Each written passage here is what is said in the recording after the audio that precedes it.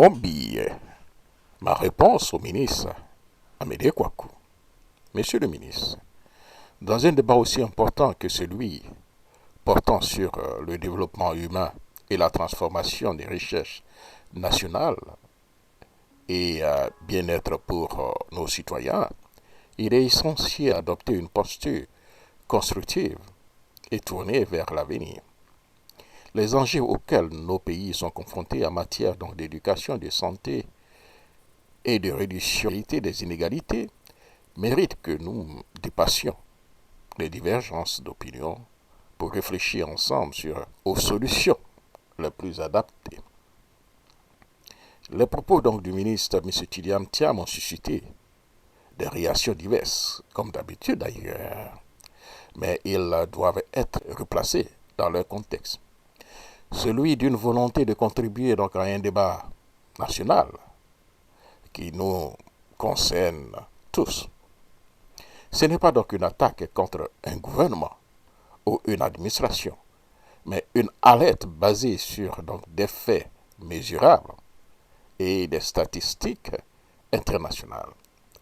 Il s'agit avant tout d'un rappel à l'amélioration dans l'intérêt de la Côte d'Ivoire et des citoyens ivoiriens.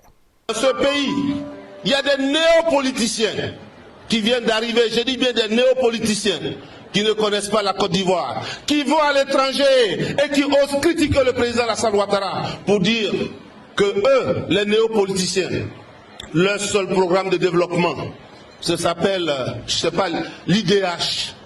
Mais l'IDH, c'est quoi? L'IDH, c'est l'éducation. Ces néopoliticiens qui ne savent pas où se trouve San Pedro sur la carte de la Côte d'Ivoire. S'ils arrivent à San Pedro, ils verront que le président Alassane Ouattara a construit une université à San Pedro. Ces néopoliticiens qui ne peuvent pas mettre sur la carte où se trouve la ville de Mans, ils ne savent pas que le président Alassane Ouattara a construit une université à Mans. Ces néopoliticiens qui ne savent pas où se trouve Bondoukou ne savent pas que le président Alassane Ouattara a construit une université à Bondoukou. Mais ces néopoliticiens ne savent pas qu'en matière d'éducation, le président Alassane Ouattara a construit plusieurs écoles de proximité. Même il y a un collège ici à Santa.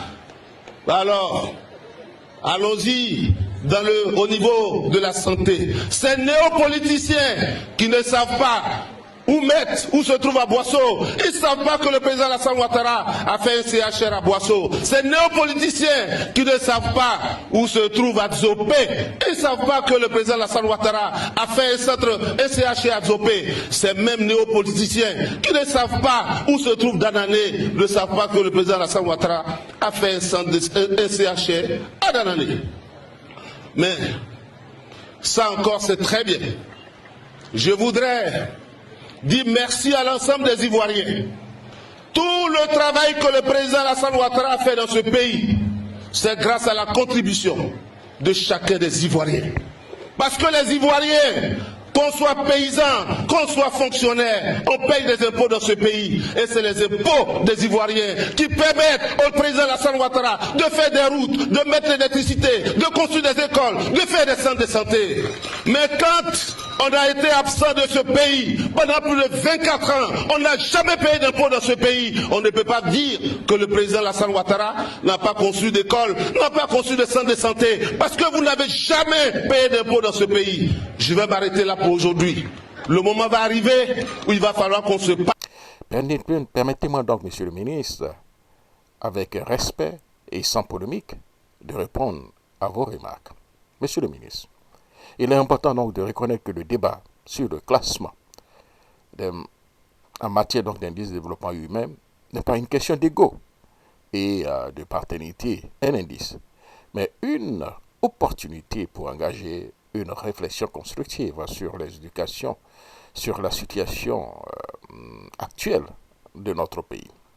L'indice de développement humain n'est effectivement pas une création de M. Tidjam Thiam, mais un indicateur de développement par le programme des Nations Unies pour le développement qui est le PNUD, utilisé essentiellement pour évaluer des progrès des nations dans le domaine essentiel comme la santé, l'éducation, le niveau donc de vie.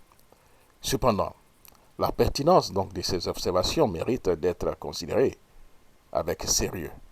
M. Thiam a souligné des faits tirés donc de données accessibles à tous. La Côte d'Ivoire est classée donc parmi les derniers pays au monde en termes d'indice de développement humain, IDH. Et il y a donc un décalage inquiétant entre notre recherche économique relative et donc la traduction de cette richesse en bien-être pour les populations. Ce n'est pas donc un jugement contre les réalisations donc du gouvernement, mais une invitation à faire mieux pour combler donc cet écart. Plutôt que de nous attarder sur des politiques inutiles, ne devons-nous pas concentrer nos efforts collectifs sur les solutions? Comment renforcer donc les politiques publiques pour que chaque Ivoirien ressente davantage la retombée de notre croissance économique? Comment améliorer notre position dans les classements mondiaux tout en tenant compte des spécificités de notre pays? Les critiques constructives doivent être accueillies comme des opportunités pour progresser. L'enjeu ici est donc de dépasser donc des querelles donc de personnes et de se recentrer sur l'essentiel, le bien-être des Ivoiriens et la réduction des inégalités. C'est là le véritable défi auquel nous sommes tous confrontés. Merci beaucoup, Monsieur le ministre, et j'espère que nous aurons donc la possibilité donc d'approfondir la réflexion dans les jours, les semaines à venir, quand nous allons donc lancer la campagne. Ça sera une campagne, programme comme programme. Vous avez dit que votre bilan est inattaquable. Malheureusement, avec l'avènement de M. Thiam, le bilan commence à être attaqué. Il vous appartient à vous et à votre gouvernement et au RHDP d'apporter donc des éléments donc de réponse par rapport aux critiques donc de l'opposition, par rapport aux critiques de M. Thiam, qui sont basées donc sur des faits. Merci beaucoup, Monsieur le ministre, et rendez-vous pour un autre débat donc de société une autre fois. C'était donc Jacques Roger. Au revoir.